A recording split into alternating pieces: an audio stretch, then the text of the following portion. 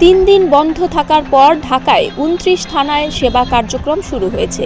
শুক্রবার সকাল 8টা থেকে এই সব থানার কার্যক্রম শুরু হয়। এগুলোর মধ্যে রয়েছে রমনা, কলাবাগান, ধানমন্ডি, হাজারীবাগ, কোতোয়ালি, চকবাজার, সূত্রাপুর, ডেমরা, গেন্ডারিয়া, মতিঝিল ক্যান্টনমেন্ট, বনানী, উত্তরখান ও বিমানবন্দর সহ বেশ কিছু থানা। সেনাবাহিনীর সদস্যদের পাহারায় পুলিশ সদস্যরা তাদের কর্মস্থলে যোগ দেন। যেসব পুলিশ সদস্য থানায় যোগ দিয়েছেন তাদের বেশিরভাগই সাদা পোশাকে দায়িত্ব পালন করেছেন। ডিএমপির 21 থানায় এখনও কার্যক্রম শুরু হয়নি। যেসব থানায় হামলা হয়নি বা কম ক্ষতিগ্রস্ত হয়েছে সেসব থানার কার্যক্রম শুরু হয়েছে। আর যেসব থানায় হামলা, ভাঙচুর ও আগুন লাগানোর ঘটনা হয়েছে সেসব থানায় পুলিশ সদস্যরা এলেও সেখানে পুলিশের বসার কোনো ব্যবস্থা ছিল না।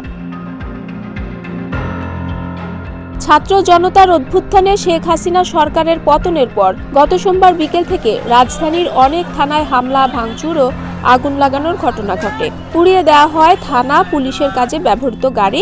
অনেক জায়গায় অস্ত্রসহ বিভিন্ন সরঞ্জাম ও নথি লুট হয়। এরপর পুলিশি ব্যবস্থা প্রায় ভেঙে পড়ে। 5 আগস্ট রাজধানীর বাড্ডা থানায় হামলা, ভাঙচুর ও অগ্নিসংযোগ করা হয়। থানাটিতে বসে কাজ করার মতো ব্যবস্থা নেই। জানা যায়, সেনা সদস্যদের পাহারায় কয়েকজন পুলিশ সদস্য থানায় এসেছেন। ভাটারা থানাটিও পুড়িয়ে দিয়েছে দুর্বৃত্তরা। আজ থেকে ভবনের সামনে সেনা মোতায়েন করা হয়েছে। সেখানে কোনো পুলিশ সদস্য আসেনি। ডেস্ক রিপোর্ট, প্রতিদিনের বাংলাদেশ।